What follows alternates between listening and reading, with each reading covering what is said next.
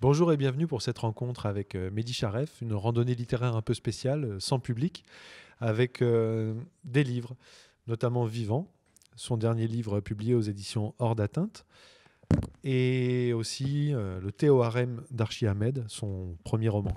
Alors on va évoquer aujourd'hui une série de romans et puis le parcours de Mehdi, qui est en résidence avec la Marelle à Marseille en ce moment.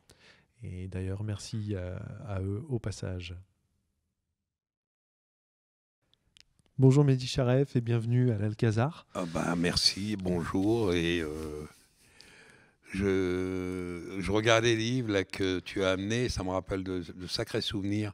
Mais par époque, oui, par époque. Désert, par exemple, c'est C'est une euh, stratification de... Désert. Et alors, bon, je connaissais un petit.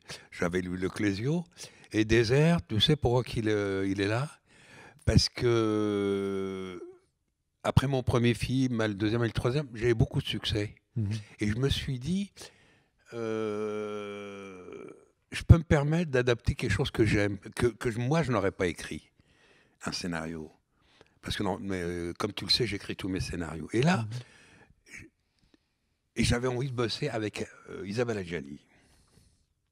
Quand on lit Désert, c'est l'histoire d'une gamine qui part du désert, hein, qui part dans ma tête, hein, parce que tu sais, des fois je déforme, dans ma tête, et qui grandit, et puis un jour elle monte, elle arrive en France, elle devient célèbre, et c'est tout ce parcours de cette gamine qui petit à petit, son premier amour, le voyage, le déracinement, se retrouver en France, et c'était un rôle pour Adjani. Et je me suis dit, il faut que j'adapte ce roman. Oui, mais comment? Alors il faut rencontrer Jean-Marie Leclésio. Et comme tu sais, tu le vois d'ailleurs sur ce livre, j'étais au Mercure de France, Ouais. tu sais. Le thé au Et harem Mercure de France, c'est d'Archie Ahmed. Simone Gallimard. Ouais, Simone Gallimard. Et, et ensuite, sa fille Isabelle a pris la succession. Et je pense que c'est à ce moment-là que j'ai rencontré Leclésio. Je leur ai demandé. Mais je leur ai pas dit pourquoi. Je leur ai dit que j'ai envie de rencontrer Jean-Marie, Gabriel Leclésio. Et, euh, et lui, je crois qu'il voulait pas qu'on adapte ce roman au cinéma. Ah, pour lui, Oui, je c'était crois pas qu'il voulait pas possible. à l'époque. Ouais, ouais. Et donc j'ai rencontré, c'est incroyable pour moi de rencontrer Leclésio, de déjeuner avec Leclésio. Alors j'en ai parlé un peu, mais je n'osais pas lui dire que je lui ai dit que Déshermes, c'était vraiment un sujet pour le cinéma extraordinaire, tout. Mais lui, je sais qu'il aime pas trop qu'on montre ses films au cinéma. Et j'ai pas osé plus loin. Je le sentais comme peut-être réticent ou j'ai pas su en parler. Mhm. Je n'ai pas Et peut-être pas su en parler donc tu de. lui as pas proposé directement de l'adapter. Oh, je me souviens pas lui avoir dit je voudrais bien adapter des airs. C'est quand même difficile de lui demander parce que c'est un auteur qui m'impressionnait. Oui, oui, bah, Qui j'imagine m'impressionnait, bien. moi, avec mon petit livre Le Théorème, là, que tu vois en face de toi, c'était qu'est-ce que c'est à côté. Tu vois, ça, voilà. Chaque livre que tu as mis là me rappelle un événement, me rappelle ou du cinéma, ou oui, Radiguet me rappelle le film avec Gérard Philippe, je crois. Ouais. Le Diable au corps. Modiano, c'est quelque chose que je crois que je les ai tous lus. Mais je n'ai jamais su ce que recherche Modiano. Je n'ai C'est jamais su ce qu'il recherche, c'est Modiano. assez Il, euh, mystérieux. oui, parce que tu sais qu'il connaît les noms de Paris par cœur. Oui. Il connaît Ouais, les ouais. stations de métro. Il connaît. Mhm. Alors, il va dans ces rues que je connais. Il m'est Oui, parce que arrivé toi, tu as aussi un plan de Paris dans la tête, un petit peu, un oui. petit peu. Et lui, il est toujours en train de chercher quelqu'un ou d'attendre quelqu'un et puis de revenir dans des rues. Des rues, il ne sait pas pourquoi il y revient, parce qu'il était plus jeune. Il est tout le temps en train de se chercher. Mhm. Il est tout le temps en train de se chercher. Et il m'arrive des fois de le voir à la télévision, il est assis sur un siège en train de parler livre. Je sens qu'il n'est pas bien. Enfin, moi, je trouve qu'il n'est pas On bien. sent Qu'il est pas à toujours, l'aise. oui, qu'il est comme s'il trépignait un peu sur place, qu'il n'a pas envie d'être là, envie d'être ailleurs. Ouais. Jamais à sa place. Oui. Ouais. Et quand j'ouvre un livre de lui, quand je lis, mais de quoi il nous parle? Et je continue à lire. Mhm. Mais qu'est-ce qu'il veut nous dire? Mais je ne sais pas. Moi, Modiano, c'est ça. C'est un type qu'on peut pas, je sais pas moi, attraper, qu'on peut pas choper, qu'on peut pas. C'est l'insaisissable Oui, de la il est bande. insaisissable. Oui. Mhm. Et est-ce qu'il le fait exprès de dire, je veux qu'il se pose les questions que moi je pose? Qu'est-ce qu'il veut? Qu'est-ce qu'il cherche? Et je leur dirai pas. Je ne leur dirai pas. Cette fille, pendant 30 pages, qui cherche par exemple, dont je ne me rappelle plus quel livre, elle va revenir, est-ce qu'il va la retrouver et tout, lui, il ne sait peut-être même pas à la fin comment que ça va finir. Et puis s'il la retrouve pas, c'est pas grave, il finit le livre. Mhm. Ouais, ouais. Et C'est pas- s'il la retrouve, Mhm. il la voit, on pense qu'il va lui parler et tout. Si, juste au cours de la rue, elle disparaît, eh ben, elle a disparu. C'est pas le récit d'une aventure, mais l'aventure du récit, comme disaient Ah les ouais. nouveaux romanciers Ouais.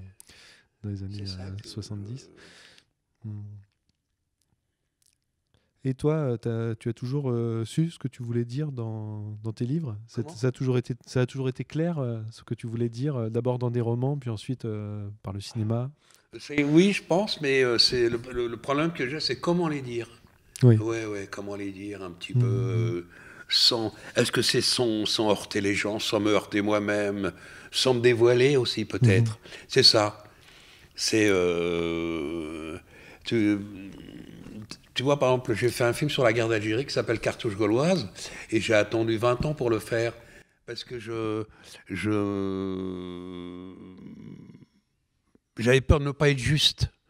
Oui, ne pas Ouais, être juste, c'est un c'est-à-dire, sujet tellement difficile. oui, d'essayer d'être juste au sujet des gens qui ont fait cette guerre, les Français, les Algériens, enfin nous, nos parents, parce que moi j'étais encore enfant, d'être juste, parce que ce qui s'est passé, c'est que la guerre d'Algérie, je l'ai vécue, comme tu le sais, Oui. jusqu'en 62, à la fin, bon, on est arrivé en France, j'ai grandi petit à petit, et à 17 ans, 18 ans, j'ai rencontré des copains dont les parents étaient des Français d'Algérie, ce qu'on appelait les pieds noirs. Ouais. Oui. Et puis ils m'ont amené chez eux. Et tu es d'où? Alors c'est toujours pareil. C'est-à-dire qu'ils sont Ouais. toujours là-bas. Ouais. Même maintenant. Ouais. Même maintenant, ils sont toujours là-bas. Et c'est tu es d'où? Alors de Marny, ah, c'est peut-être Tlemcen. Eh ben nous, on était à Mostaganem, tu vois. Et au bout d'un quart d'heure, tout le monde se met à pleurer. Ils regrettent l'Algérie, ils sont algériens. Et puis c'est ça que j'ai découvert. Mhm. C'est qu'ils aimaient l'Algérie. Parce que tu sais, quand j'étais môme, ils ont commencé à partir un an avant l'indépendance. D'abord les instituteurs, les institutrices. Parce qu'on leur disait, oui, les moudjahidines, ils appelaient les félagas, les moudjahidines, mettent des bombes dans les écoles. Alors que nous, on allait dans cette école-là, ils n'allaient pas mettre des bombes, nos pères, les moudjahidines. Et donc, ils ont eu peur, les instituteurs, et tout, ils sont partis. Puis petit à petit, j'ai vu la population française de notre petit village qui s'en allait. Ils mettaient tout leur bagage dans une petite voiture et ils partaient tous en pleurant. Tu dis dans un entretien que j'ai vu en ligne avec Brut que tu n'as pas eu d'école pendant les 2 dernières années en Algérie. Oui, parce qu'il n'y avait plus d'instituteurs. C'était d'institutrices et ils s'étaient sauvés. Et comme je les voyais partir, moi, je me rappelle, assis au bord de la route, les Français qui pleuraient parce qu'ils allaient prendre le bateau. Moi, je disais, mais pourquoi ils pleurent? Ils rentrent dans leur pays, la France. Je ne comprenais pas. Et puis, moi, j'étais content qu'ils partent parce que j'ai beaucoup souffert du colonialisme. Parce que je suis né indigène. Et ça, c'est comme... c'est terrible, quoi. C'est un sacré traumatisme d'un gamin qui naît indigène. Et parce que le colon est maître. Alors du coup, j'étais indigène. Et puis quand je suis revenu en France, comme je t'ai dit, quand j'ai rencontré les copains, leurs parents et tout, j'ai compris pourquoi ils pleuraient. Ils pleuraient parce qu'ils quittaient l'Algérie. Ils pleurent encore. Et donc, j'ai mis du temps à écrire parce qu'il fallait que je réfléchisse à tout ça, comment que ça s'est passé, qu'est-ce que ça a été cette guerre pour eux. Et là, j'étais plus le même. Je ne pouvais plus penser comme un Algérien. À ce moment-là, j'étais jeune. Je ne pouvais plus penser comme un Algérien d'Algérie. Oui. Oui, parce qu'ici, je les ai rencontrés. Oui. Les Pieds Noirs, je les ai vus. C'est comme les Harkis. J'ai rencontré des fils de Harkis dont je suis ami. Tu as grandi finalement avec tous les protagonistes de cette histoire, les Français, les Harkis, je les ai retrouvés ici. Ouais. Donc ça donne, il y a beaucoup plus de questions qui se posent et il y a beaucoup de réflexions, d'autres nouvelles réflexions que j'ai qu'un Algérien d'Algérie n'a pas. Oui. C'est une histoire qui a fait le contexte, enfin l'ambiance, l'atmosphère de la France dans les années 80, 90, 2000, c'est resté en arrière-plan tout le temps finalement. Oui. Toute cette histoire, c'est pour ça c'est la nôtre. C'est pour ça que je me suis mis à écrire, je pense. Je pense que c'est pour ça que je me suis mis à écrire. Hein. C'est parce que, comme tu dis, c'est en arrière-plan. Ça veut dire que nous, on était en arrière-plan. Oui. Oui, on n'était même pas encore envisagé. On était encore... dans la mesure où nous, les enfants, ils ont permis à nos papas, qui étaient ouvriers célibataires ici en France dans les années 50, seuls, ils ont permis à nos papas, à ceux-là, de nous faire venir. C'était pas pour faire un cadeau à nos papas, comme on aurait pu le croire, non. Non, c'était... D'abord, ils nous auraient construit des logements, ils nous auraient attendu avec des logements. Ils nous auraient peut-être même payé le billet du bateau. Non, c'est parce qu'ils voulaient nous, les enfants, on remplace notre papa. Ils se sont dit, il y a du boulot, il y en a beaucoup. Leur père, à un moment ou à un autre, il va prendre sa retraite, mais qu'est-ce qu'on va faire? Donc, il faut faire venir les enfants. Et on nous a fait venir pour ça, parce qu'ils se sont dit, en plus, il faut qu'on les fasse venir tôt, afin qu'ils aillent à l'école, qu'ils apprennent à lire et écrire, parce que nos papas ne savaient pas lire un plan de travail. Et oui. Oui, ils ne savaient pas lire plein de... Non, il y avait un chef qui leur disait, tu creuses de là à là, ou alors tu montes ton mur comme ça. Lui, il lisait des fiches, et puis eux, ils ne savaient pas les lire. Donc, il faut qu'on leur apprenne, parce qu'ils vont aller en usine. Et en usine, non, on a intérêt à savoir ce que c'est que ce que c'est qu'un dessin, un plan de dessin industriel, quoi. C'est ce que j'ai appris. Donc, ils nous ont fait venir pour ça. Et puis, on l'a vite compris. Enfin, moi, je l'ai vite compris, hein.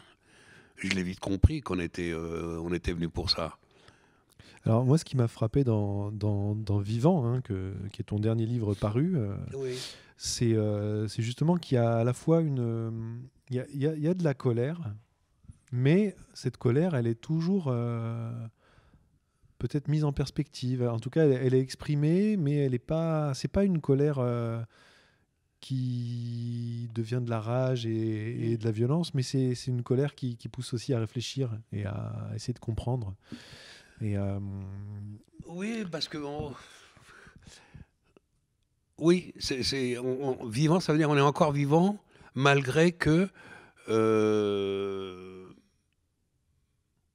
a été très, très difficile. Surtout pour nos pères, je crois. Ouais. Et nous, on est venus après, on était un peu... on était dans de meilleures dispositions, mais eux, ils ont vraiment beaucoup... Un peu comme tu parlais tout à l'heure des boucs de Driss Raïbi, quoi. Ils n'existaient pas. Et c'est ça qui nous a rendus en colère, qui a fait que les choses n'ont pas avancé, comme tu as dit, qu'à partir des années 80, et qu'avant, il ne s'est rien passé pendant 30 ans. C'est quand même beaucoup. C'est quand même beaucoup. Ça veut dire qu'il ne s'est rien passé dans la vie de nos papas, de nos pères pendant 30 ans. Ils voulaient un logement, ils l'ont eu au bout de 20 ans.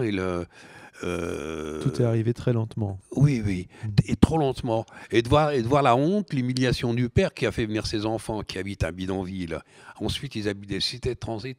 Et il a toute cette humiliation sur le dos parce que c'est lui qui nous a dit rejoignez-moi. Et il pensait que ça se passerait mieux. Oui. Ouais. Et puis il y a eu des grosses colères, quoi. Quand on savait que dans les cités de transit, qui étaient légèrement mieux qu'un bidonville, parce qu'on avait de l'eau dans chaque baraque quand même. On avait de l'eau froide, un robinet d'eau froide dans chaque baraque. On payait un loyer qui était égal à celui des HLM. Ceux de mes copains français qui habitaient la HLM, on payait le même loyer qu'eux, la même somme. Et ça aussi, plus tard, ça joue un peu dans mon côté perturbé.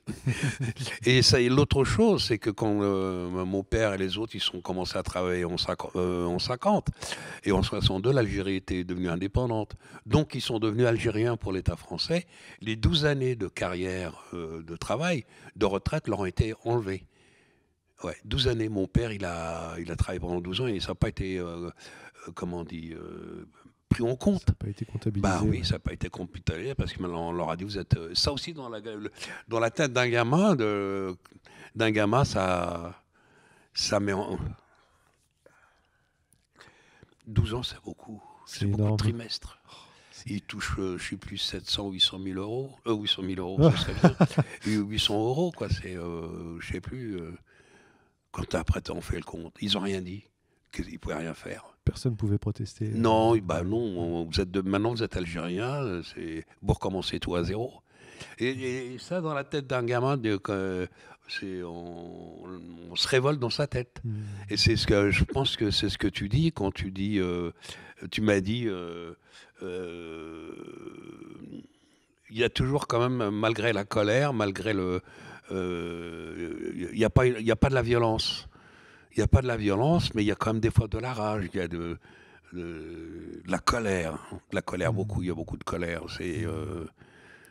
Et nous, personnellement, moi je me suis dit un petit peu, je pense, Guillaume, c'est qu'il fallait que je fasse quelque chose. Alors moi je travaillais comme mon père. On nous a fait venir pour être mieux que nos papas.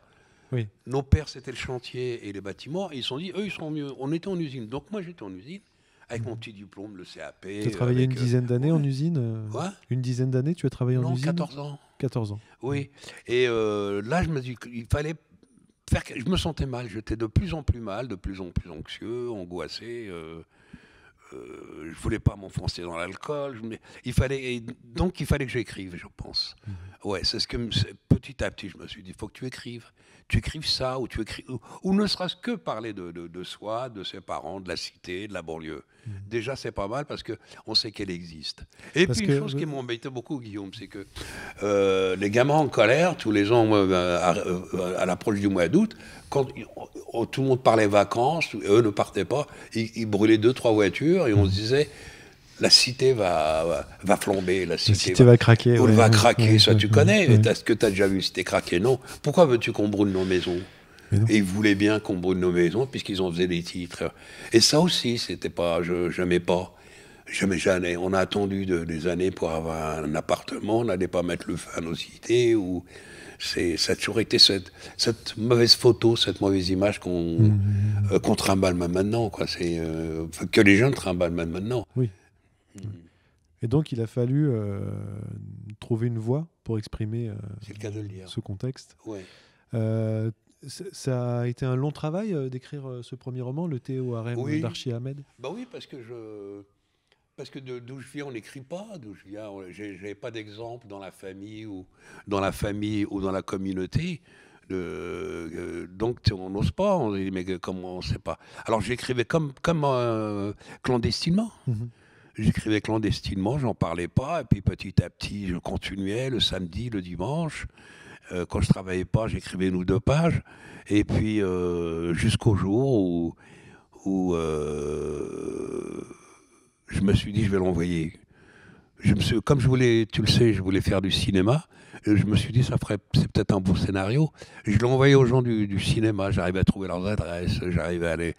Et puis il y en a un jour, c'est Bertrand Tavernier qui m'a répondu gentiment en téléphonant. Il me dit c'est un peu court, mais c'est une belle histoire. Alors je lui dis est-ce que vous pouvez la mettre en scène? Moi je lui saute dessus. Il me dit non, ça c'est votre univers, je ne pourrais pas. Et j'ai continué à retravailler. Puis un jour je l'ai envoyé je me suis dit il faut que ce soit quelqu'un qui écrive et qui aussi fait des scénarios. Alors je regardais. Puis un jour j'ai découvert que Georges Conchon. Et en plus, il y avait son adresse dans le bottin, alors je l'ai envoyé. Et il m'a dit, venez. Alors, j'ai eu une chance formidable de le rencontrer, quoi. C'est lui qui m'a dit comment corriger mon livre, hein, parce qu'il y avait des phrases trop longues, il y avait des adjectifs. Hein? C'est qui, Georges Conchon? Georges Conchon, Ouais, je ne sais pas qui c'est. c'est un écrivain qui a fait beaucoup de scénarios, notamment D'accord. pour Romy Schneider, pour D'accord. Depardieu, pour Jean Bon. Carmet. Il avait une grande cote dans les années 80. Ouais, ouais, et qui nous a quittés un peu jeunes, malheureusement, et que je regrette. Ah, il me manque beaucoup. Et Mais lui ça a été un m'a... guide alors. Comment? Ça a été un guide Oui, pour la. oui, oui, oui. J'écrivais après, en me corrigeant, puis je lui ai amené les feuillets, voilà. J'avais toujours la même fâcheuse habitude trop d'objectifs. Et petit à petit, j'ai compris un peu, comme il disait, le sujet, le verbe et le complément. Hein, et on rigolait bien avec ça. Et, euh, et puis à un moment, je suis parti avec mes congés payés. On avait le mois d'août comme congé payé. Et là, j'ai travaillé de 5h à midi tous les jours. Et puis j'ai fait le théorème. Ouais. D'accord. C'est comme ça qu'est venu. Et ça a, Mais en tout été, cas, ça a coïncidé avec la parution avec La Marche des Beurs. Ça a oui. coïncidé avec ce qu'on appelait les blonds black beurre. Oui, ça a été vraiment un livre dans l'air du temps, finalement. C'est arrivé au bon moment, enfin, oui. à un moment où. Oui, c'est ce que tu as dit tout à l'heure. Quand pouvait peut-être être entendu, oui. Peut-être aussi. Et c'est drôle que tu as parlé de cette époque-là de tout à l'heure, parce que c'est ça. Ça a commencé dans le début des années 80. Oui, et le livre est paru. Après, il y a eu le film qui a eu, comme tu sais, beaucoup de succès, qui a ouvert la voie pour d'autres, ce qu'on appelait les beurs, les jeunes filles, les garçons pour faire des films. Ils sont d'ici, il y en a un qui l'a fait, on peut le faire. Pour les livres aussi. Ça, le livre, le théorème, c'est un classique, quoi. C'est un.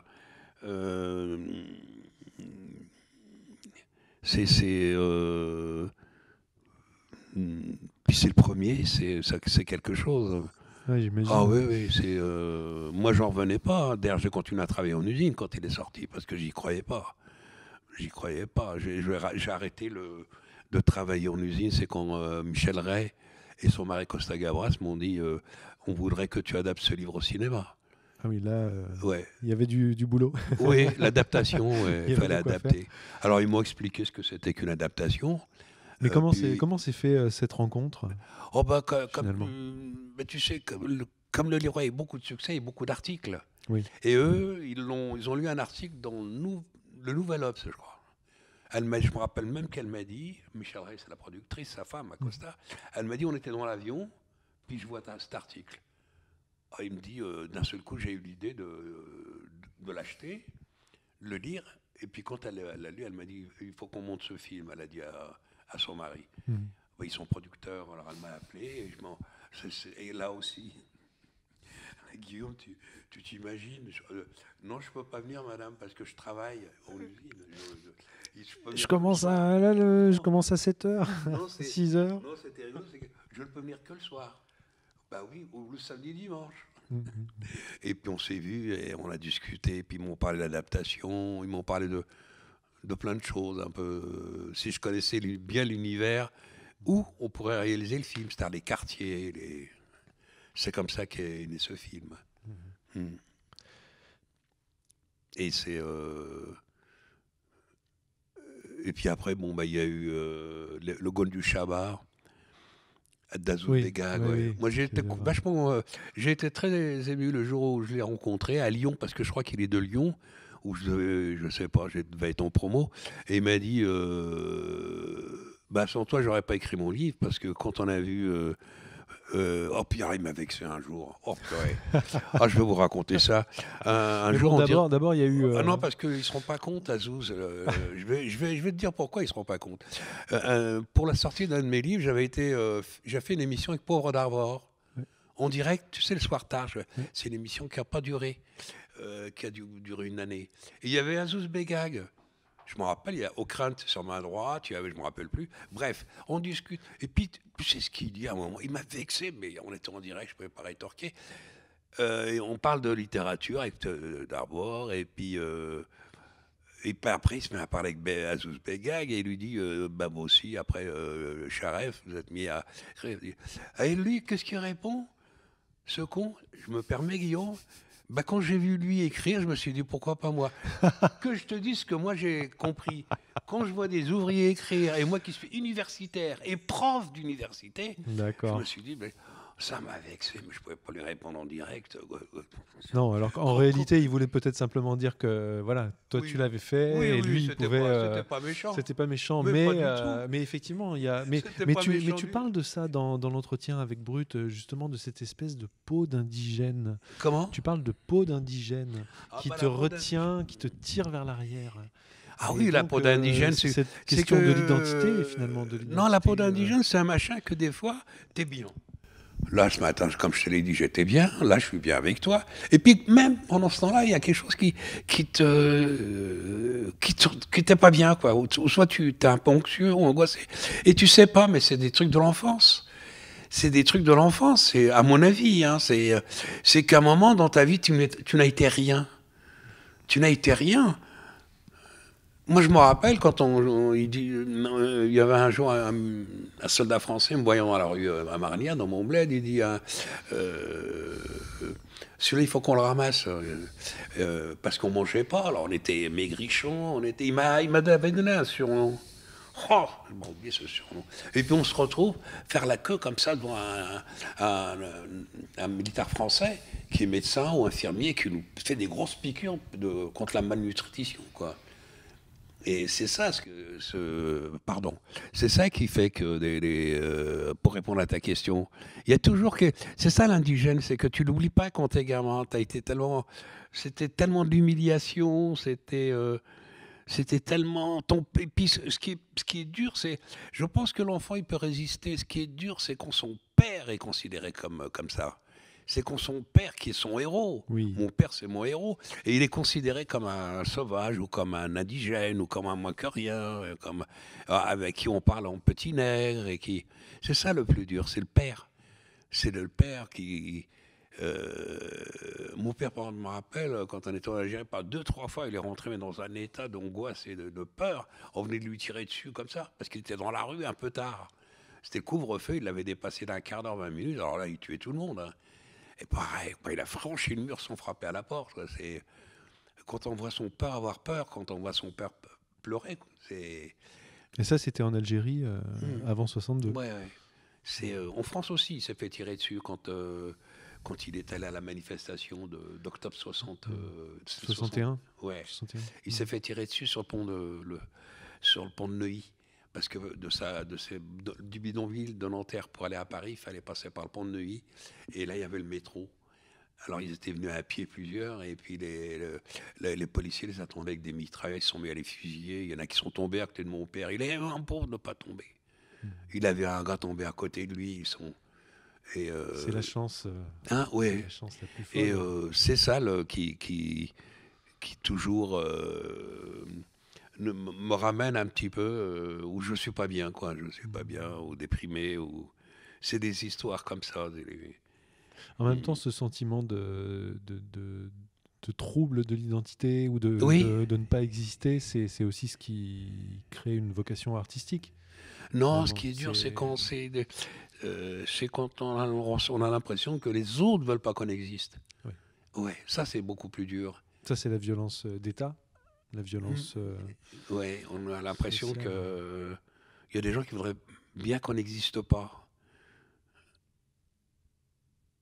Et quand on se dit, par exemple, moi, je me mets dans la peau de ceux qu'on ne veut pas qu'ils existent.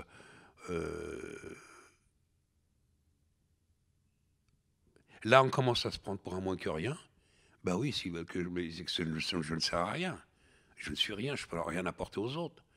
Et c'est des choses comme ça qui se mettent dans le crâne d'un petit enfant. Et le père n'est pas là pour lui parler parce qu'il est dans l'immigration. La mère, elle est silencieuse parce qu'elle attend qu'une chose, c'est que le papa envoie un mandat pour qu'enfin on ait acheté à manger. Et puis ça dure des années. Et plus ça dure et plus on y croit moins. Et plus c'est dur après, quand on est plus vieux, de reprendre espoir plus vite dans les expériences. Parce qu'on reste encore dans ces années où il ne s'est rien passé. On était cloîtrés dans un gourbi et il y avait la guerre autour de nous et on savait on était nulle part, quoi. On savait même plus où on était. Que ceux qui nous colonisaient, ils auraient voulu avoir toutes les terres. D'abord, ils ont nous chassé des plus belles pour se mettre au bord des rivières et puis ils ont détourné des rivières pour les amener plus vers chez eux. C'est vrai que c'est dur pour moi de parler de ça, parce que comme je te l'ai dit, Guillaume, j'ai des copains qui, qui étaient à l'époque enfants des enfants dont les parents étaient d'Algérie, quoi, français, je te parle. Ouais. Ça a été très difficile pour moi de faire ce film, Cartouche gauloise, vis-à-vis de moi-même aussi. J'avais peur de blesser les uns ou les autres. J'avais peur de. C'est très dur. Et j'ai mis 20 ans à l'écrire. Parce que j'étais gamin et je vendais des journaux. À un moment, en Algérie, j'avais 7-8 ans, je vendais des journaux. Et donc, j'allais aussi bien chez les Français que chez les Algériens. Pour vendre. Et chez la communauté juive aussi. Ouais, la communauté juive. J'allais dans ces 3 communautés vendre mon journal. Ouais. Et j'entendais des choses, je voyais des choses. Et tu as emmagasiné finalement un matériau très riche, une richesse. Oui, oui, ça c'est le psychanalyste qui dit ça. Oui, oui. Je te résume ce que tu as dit en gros. Et ce que résume un psychanalyste quand il veut te donner la pêche et tout. Dit, oui, bah, vous avez vécu tout ça, c'était dur, nanani. Oui, mais vous vous rendez compte que on n'aurait jamais écrit le théorème sinon. Qu'est-ce que tu vas? Bah oui. Que répondre à ça? Non, oui, j'allais te dire. Moi, je suis désespérément positif, mais alors que répondre à ça? Alors attends, on va essayer d'y répondre quand même, toi et moi. Tout ce que j'ai dit là, et puis bon, on en fait un livre après. Et puis vous n'aurez pas fait le film. Mais vous vous rendez compte, avec le film, vous avez eu un César. Et alors, écoutez, bon, c'est vrai que ça a été dur, c'est vrai que vous avez été humilié, c'est vrai que. Ouais. Alors après. Est-ce que ça vaut? Est-ce que l'humiliation est rachetée par le succès? Ouais. Non. Non. Évidemment que non. Mais effectivement, c'est vrai, c'est comme ça. C'est comme ça, c'est que on est tout le temps dans ce genre de situation. Oui. Il y a que il faut parce que la première étape. Elle n'est pas comme ça, Guillaume. Non, pas du tout, mon Dieu. Je te l'ai dit. La première étape, elle est très dure. C'est l'adolescence, l'âge adulte. Là, on a plus envie de se détruire quand on a vécu ça que se reconstruire. Ouais. Moi, j'ai des copains. J'ai perdu beaucoup de copains à cette époque-là. J'imagine que oui. En plus, à cette époque, il y avait l'héroïne aussi. L'héroïne, elle a fait beaucoup de dégâts aussi. C'est-à-dire que les années 80. Ça a apparu chez nous. Moi, j'avais 16-17 ans. Quoi. Ça a apparu chez nous dans certains quartiers. Quoi. Et je ne m'y attendais pas du tout. On ne s'y attendait pas du tout. Et ça, c'était ceux qui ont vécu la même chose que moi, mais qui ont ce manque d'estime de soi-même, manque d'estime des autres, qui a fait le manque d'estime de soi.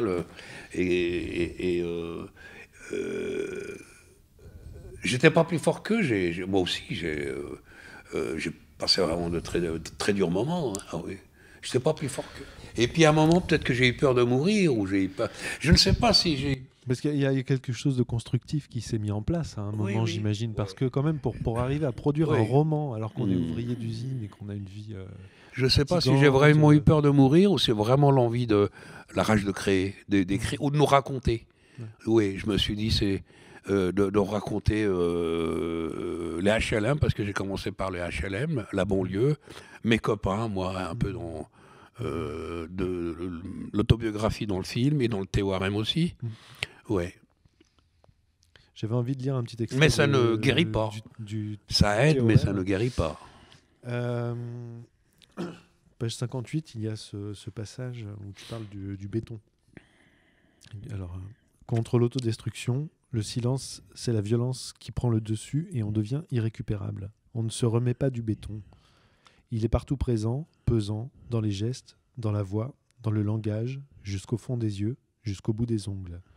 Sur les bras, il se transforme en trèfle à 4 feuilles tatoué en verre-bouteille et dédié à sa mère avec une rose.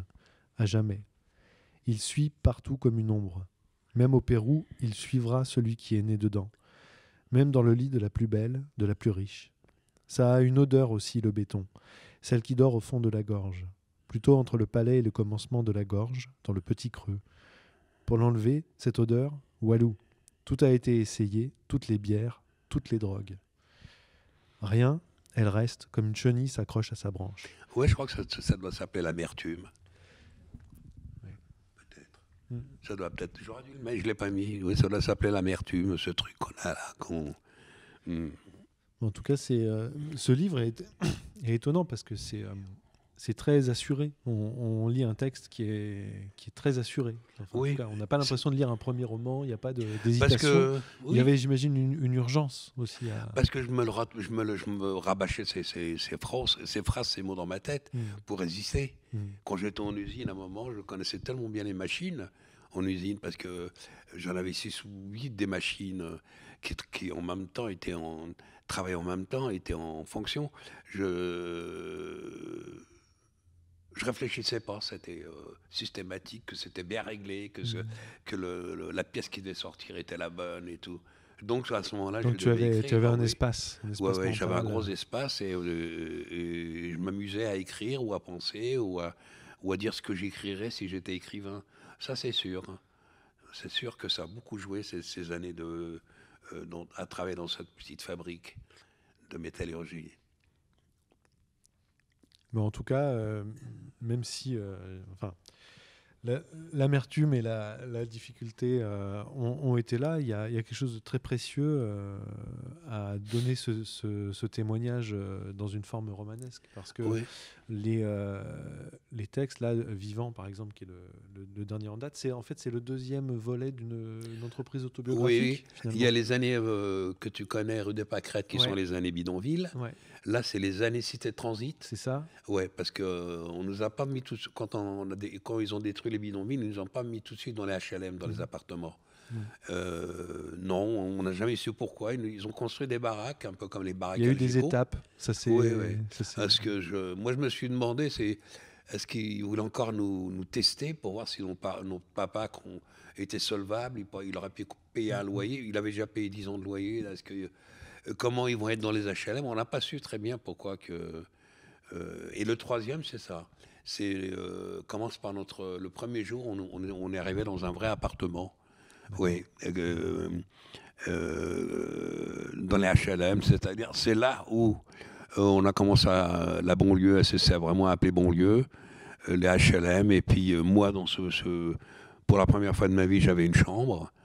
Ouais, c'est tout ça que je raconte dans le troisième et comment on appréhende ce changement et comment ce changement nous inquiète. Et puis mon père était, lui, il avait fini sa première mission.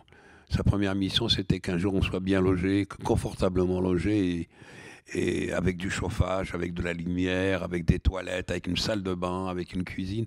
Et là, on l'a eu. Je me souviens toujours, ma mère n'en revenait pas, quoi, surtout quand elle a vu la salle de bain. Elle s'est mise à ouvrir l'eau, et puis ma soeur lui a dit, de l'autre côté, elle a mis, tu vois, il y a de l'eau chaude. Elle n'en revenait pas, elle ne mutait pas le visage. Et puis, mon père, lui, où il m'a touché le plus, où il m'a ému le plus, c'est que un samedi matin, ça pouvait être qu'un samedi, parce qu'il travaillait en semaine, je ne le voyais pas partir, il partait trop tôt. Un samedi, il m'a dit, Ahmed, alors je viens, et on habitait au 3e, on prend l'ascenseur, on descend, et il se met en face des boîtes aux lettres, on venait d'arriver. Et il y avait beaucoup de boîtes aux lettres, enfin, c'était un immeuble de 8 étages, et il regardait ces boîtes aux lettres toutes neuves, et il cherchait son nom. Et à un moment, parce qu'il avait peut-être peur de ne pas trouver son nom, parce que comme ça, pour prendre le courrier. On en revient toujours à. Oui, alors il a attendu, puis à un moment, il a vu, parce que je l'avais appris à l'écrire quelques années plus tôt, son nom. Parce qu'il avait. Il y avait pas de Vivant. Ouais. Et là, lui, il avait réussi. Il devait se dire, ça y est, j'ai réussi. J'ai plus honte de penser que mes enfants habitent et ma femme, ma famille habite toujours à bidonville, ça fait depuis si longtemps. Il avait réussi ça. Et il était très ému. Il restait à regarder la boîte aux lettres. Et je suis parti. Donc le troisième volet, c'est sur les années HLM. Là, le gamin, il a 20 ans. Ouais, donc j'avais 20 ans et je raconte comment On s'est retrouvés, comment que ça s'est passé. Pour ma mère, c'était pas drôle parce que dans le bidonville et dans la cité de transit, les femmes arabes sortaient pour étendre le linge, sortaient pour discuter entre elles. Des fois, il y avait le boulanger qui venait, elle sortait pour prendre le pain ou un autre. Il y avait beaucoup de commerçants ambulants qui venaient. Oui. Et elles se voyaient, elles se parlaient. Elles devenaient, à force des années, elles sont devenues amies. Et quand on nous a déménagés, on nous a dispersés. Oui, oui. Et elle s'est retrouvée toute seule dans son HLM. C'est arrêté, ouais.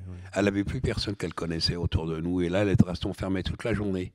Et puis petit à petit, avec les mois, elle s'est mise à sortir, aller voir la famille à Nanterre, ailleurs, à Suresnes, les banlieues à côté où elle ne pouvait pas rester.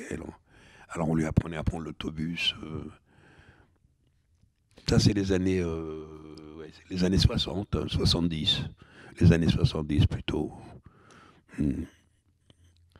Alors comment se passe l'écriture de ce projet autobiographique? Est-ce que de volume en volume, il y a une dimension fictionnelle qui émerge? C'est-à-dire que... au contraire, c'est de plus en plus proche de la réalité? Oui, il faut être proche de la réalité. Oui, je raconte un petit peu comment on a évolué, comment on s'est rendu compte qu'on ne repartirait pas. Même si le père, lui, nous parlait du midi retour, le père avait peur. Le père, il avait peur que ses fils marient avec des Françaises, que ses fils, pareil, lui, il voulait que les garçons se marient des Algériennes et les filles marient des Algériens. Ça, il en avait peur. La mère, elle disait on verra bien. La mère, elle, ce qu'elle voulait, c'était pas retourner en Algérie. Non, en Algérie, dans les années 60, comme ça, et même avant, Elle savait on avait faim. Ouais. Et la maman, ce qu'elle voulait, c'est que ses enfants n'aient plus faim et qu'ils aient des vêtements ça et qu'ils aient à l'école. Vraiment dans le vivant, la et la mère sociologique finalement de comment la vie la mère dure voulait, en Algérie. voulait ça. Et puis elle voulait que les enfants aient à l'école. Donc pour elle, il n'était pas question de revenir en Algérie, même si on perd, même si elle voyait plus sa maman, même si elle voyait plus ses sœurs, ses frères, on pouvait pas. Pour elle, c'était impensable. Tu racontes comment c'était aussi une profusion assez merveilleuse de se retrouver en France, de pouvoir entrer dans une grande surface de l'époque, les prises uniques avec tous les produits. Ah oui, oui. Et puis, les marchés. Et puis il y a le grand événement après qu'il y a eu, c'est la naissance d'une sœur qui est née en France, quoi. Ça a été, pour moi, ça m'a surtout de voir ma mère accoucher dans un hôpital, quoi. Ouais, alors qu'en Algérie, on accouchait, c'était une accoucheuse qui venait, une femme qu'on ne connaissait pas parce que son métier était accoucheuse qui venait de la montagne. Les femmes entouraient la mère qui accouchait, ça criait, les you, c'était la fête. Ça hurlait, ça chantait, et puis là, elle s'est retrouvée dans un lit toute seule, avec l'hygiène, avec des draps blancs. Ça a été, pour moi, ça m'a marqué quand j'allais voir ma mère après son accouchement. De pas entendre de you, de pas entendre de chant. Oui, c'était quelque chose. Et là, la vie change complètement. Hein.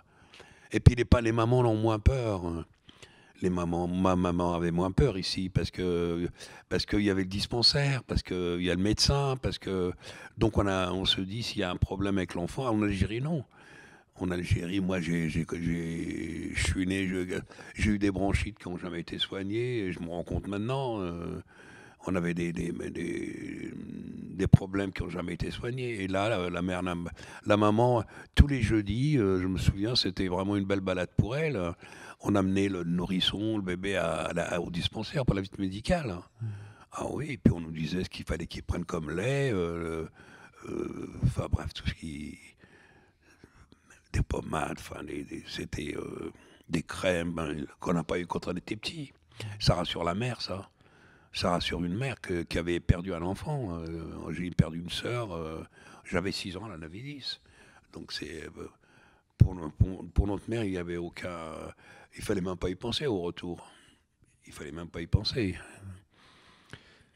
Alors pour il y a tout ce changement, quoi. Pour moi, qui est pas du tout la même trajectoire de vie et qui est grandi à la campagne en France, dans une famille désespérément normale et française, j'ai l'impression parfois à te lire j'ai le mot de science-fiction qui me vient à l'esprit, mais forcément c'est un peu peut-être un peu exagéré ou un peu décalé, mais c'est comme si tu avais voyagé à travers le temps, quelque part. Parce que tu parles Oui, d'une enfance pieds nus dans la montagne en Algérie. Ensuite, l'arrivée en France, toutes ces étapes oui. que tu as traversées, c'est comme une histoire du XXe siècle en accéléré, peut-être. Mm. Oui, C'est, il y a quelque chose de fou quand même dans le parcours que tu as connu et qui en même temps est aussi celui de toute une génération Mm. de ces enfants d'Algérie venus en France. Par exemple, tu vois, dans les books que tu as là, Schreiber raconte ceux qui sont venus avant nous. Alors ils étaient complètement inconnus. Complètement inconnus. Personne ne s'en occupait. Parce que nous, quand même, nos pères, ils ont eu bon, eux aussi avaient un boulot. Mais on commençait un petit peu à faire attention. Quand on se disait, il faut qu'ils aient un logement. On leur donnait pas le logement, mais on savait que les conditions dans lesquelles nos pères vivaient étaient vraiment, enfin, c'était le désastre, quoi. Mais quand on lit les books, c'est terrible aussi, parce qu'on a l'impression que cet immigré, il est tout seul en France. Et c'est ça puis il en voit, c'est terrible ce qu'il vit dans ce livre. C'est vraiment, c'est aussi un de mes livres de chevet. Bon, j'ai dû le lire 3, 4 fois. Et oui, c'est bien de le montrer à la caméra. De Driss Et Sharibi. lui, vraiment, on a l'impression il est tout seul en France, quoi. Il est toujours comme travailleur maghrébin en France. Et ça m'a.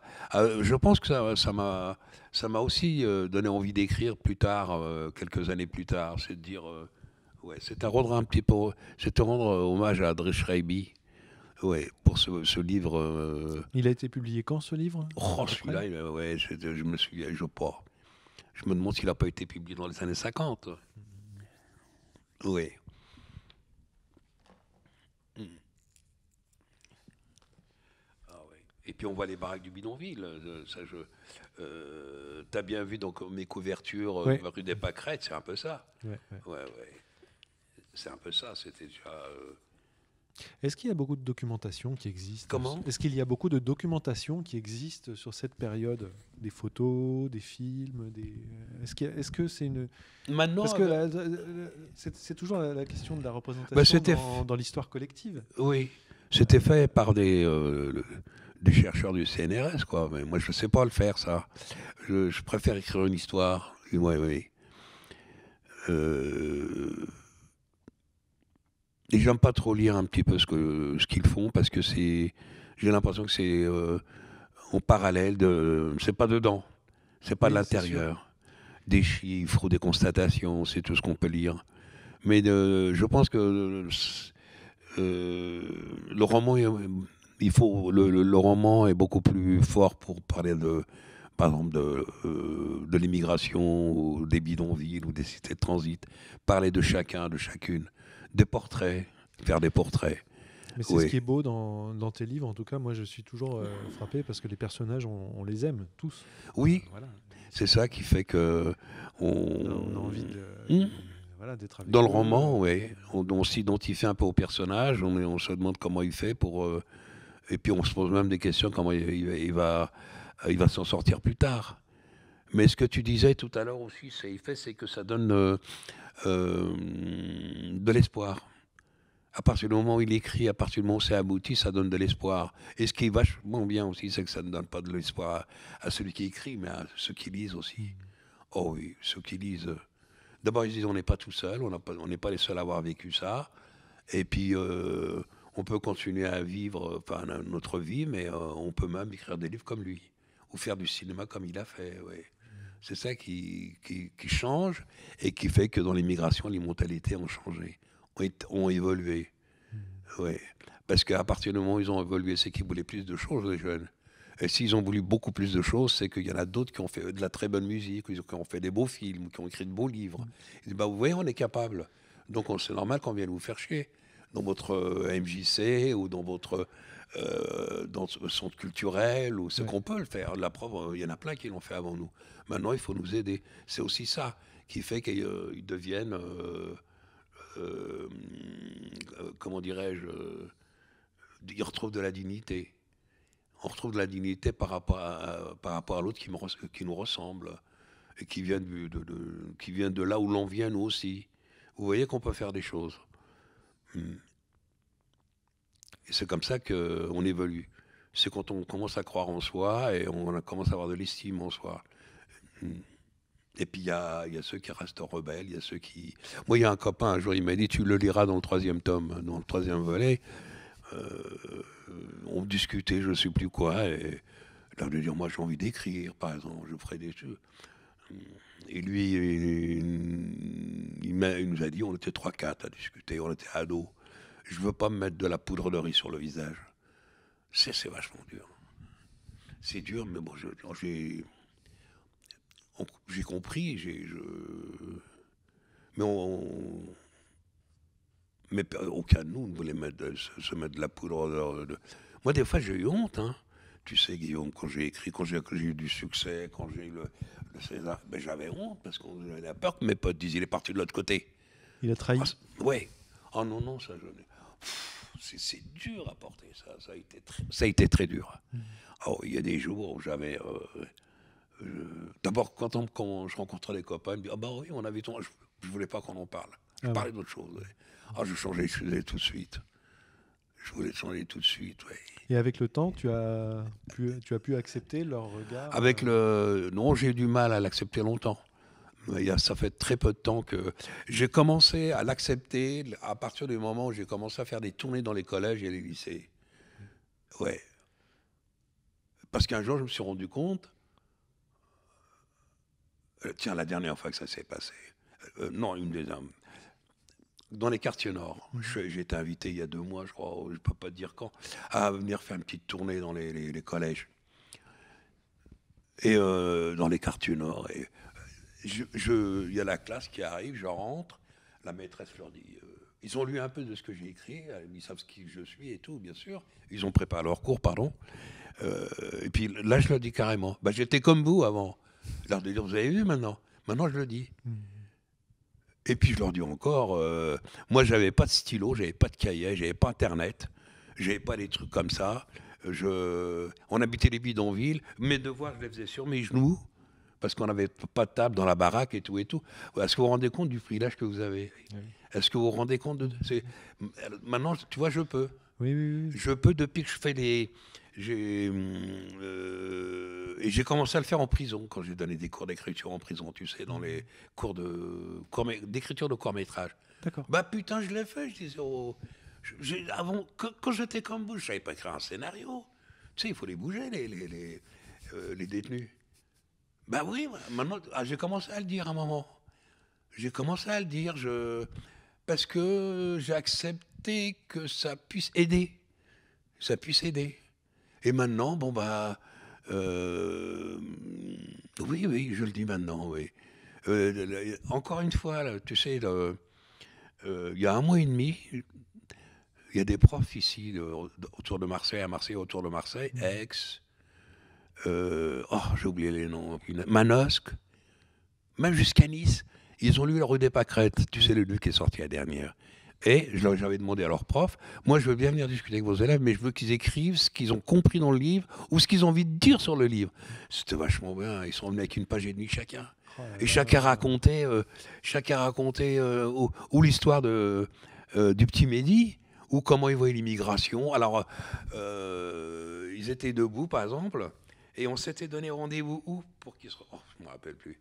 Et ils lisaient un peu de ce qu'ils avaient dit. Tu vois, là, tu es content, tu dis... c'est parti de moi. Mais avant, comme je suis pendant 20 ans, je n'osais pas dire ça. Et aussi bien les... Puis il y en a qui ont fait des dessins, je te dirais, c'est des dessins qui sont une association qui s'occupe de livres que tu dois connaître. Oh purée. Et elle habite Marseille. Et elle parmi tous ses élèves, il y en a qui ont dessiné. Ah oui. Ils ont Rue des Pâquerettes, c'est le livre. Ouais. Oh, il y a des dessins extraordinaires. Tu verrais les dessins, ils m'en ont envoyé 15 pour te dire qu'ils ont bossé. C'était pas... Oh là là. Et là, quand tu vois ça, tu dis, il faut que je compte... parce que tu fais vachement gaffe au discours. Et j'avais commencé par leur dire, commencez toujours commencez toujours. Oui, quand vous êtes pas bien, quand vous êtes perturbé, quand vous savez plus quoi faire, vous n'avez plus envie de rien faire. Ce terme. Rappelez-vous les gens bienveillants. Il y en a plein qui vous aiment pas, mais il y en a beaucoup, comme je te dis cela, qui voudraient que même, c'est terrible ce que je vais vous dire, que vous n'existiez pas. Alors rappelez-vous, ça c'est très dur. Ces regards en biais comme ça qui vont vous balancer quand vous avez votre adolescence et même plus tard. Il y a une chose qu'il faut vous souvenir, c'est de la 2 ou 3 personnes qui ont été bienveillants. Moi, c'était un instituteur, et après j'ai eu C'est celui de Vivant? Celui Oui, qui ouais. J'ai eu un parlait de ta instituteur, sœur, ouais. un prof de français, et puis un autre prof. Je crois que c'était un prof de maths. C'est pas la même année, hein. Non. C'était tous les 3-4 ans. C'est ça qui m'a. Il y en a un, il m'a dit. Le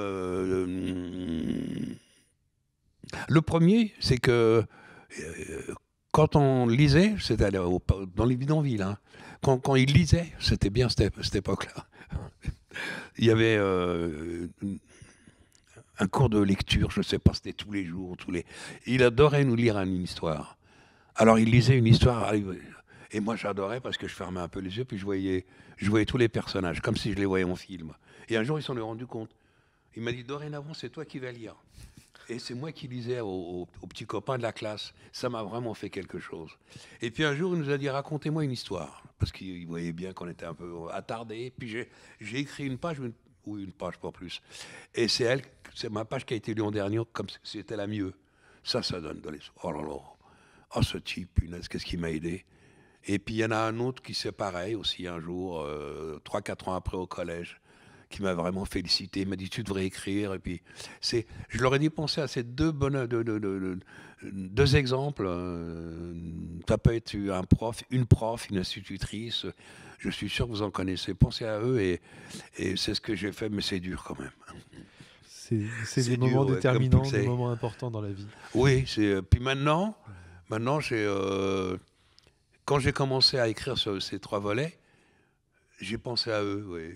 Parce que tant que je faisais du cinéma, je ne pensais pas à eux. Non, le cinéma, je ne sais pas, c'est un autre univers, c'est un autre monde. Oui. Mais quand je suis revenu au livre, j'ai pensé aux gens des livres. C'est plus profond.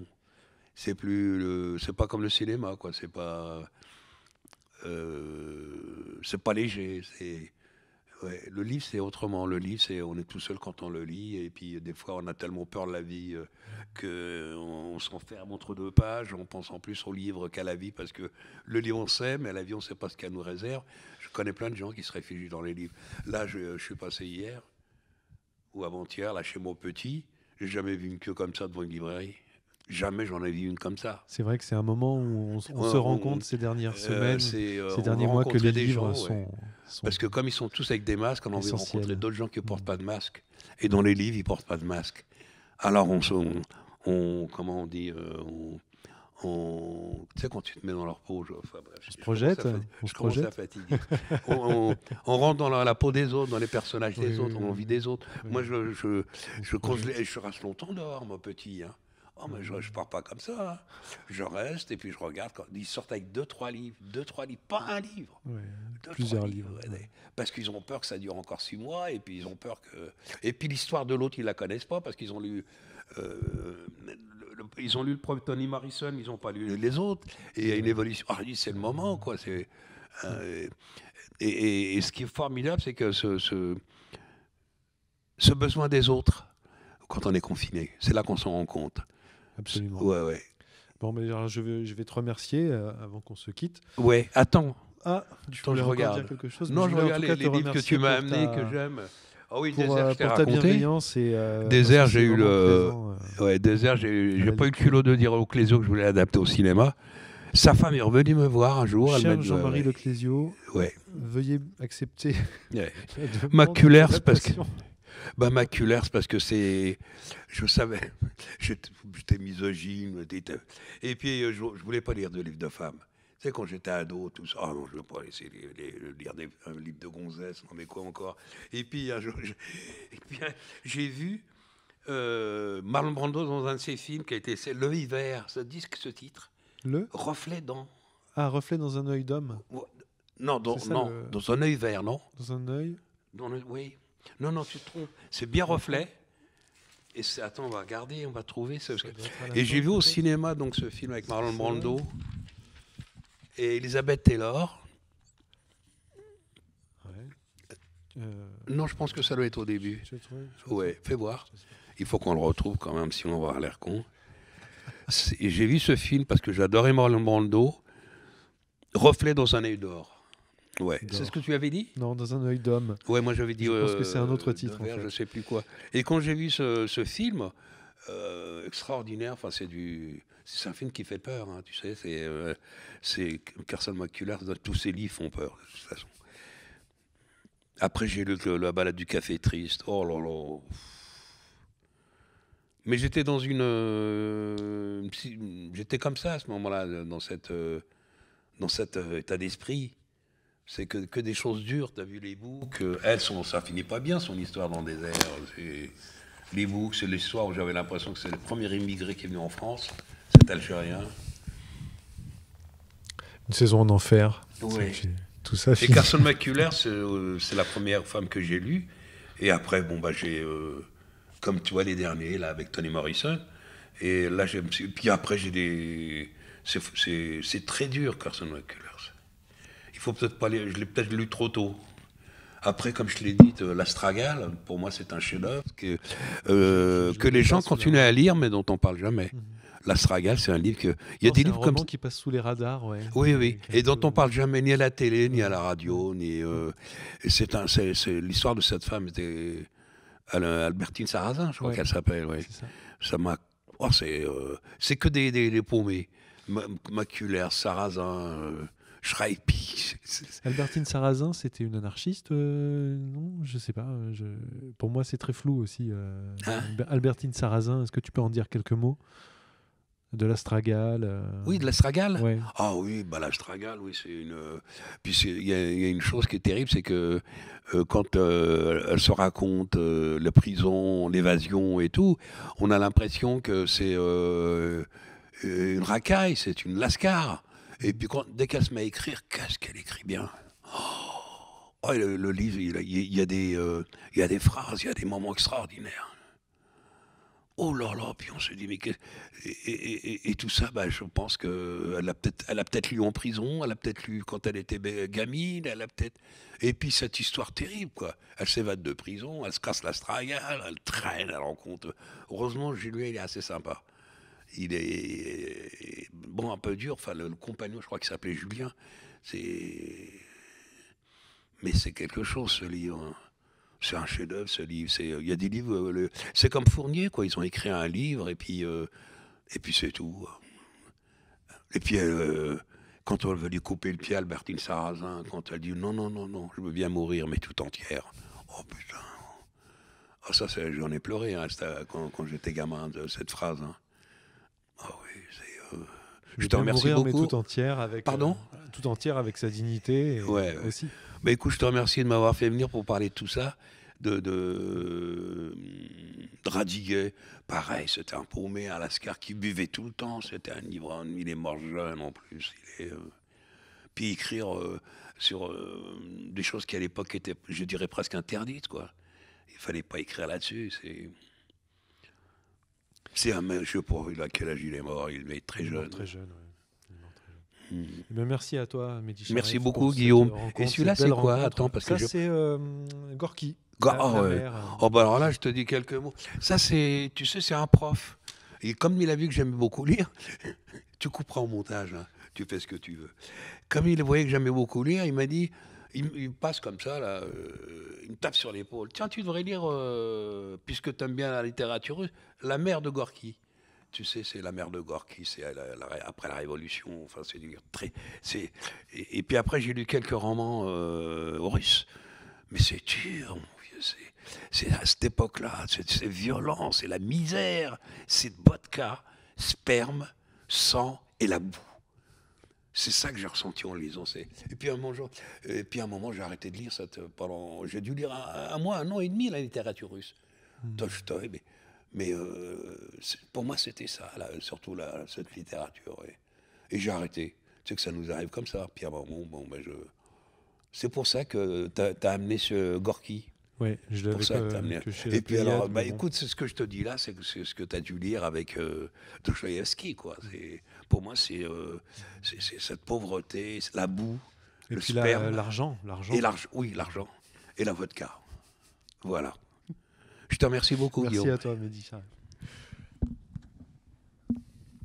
Alors, c'était une randonnée littéraire un peu spéciale aujourd'hui, en compagnie de Mehdi Charef et sans public. Merci à vous de nous avoir écoutés et regardés.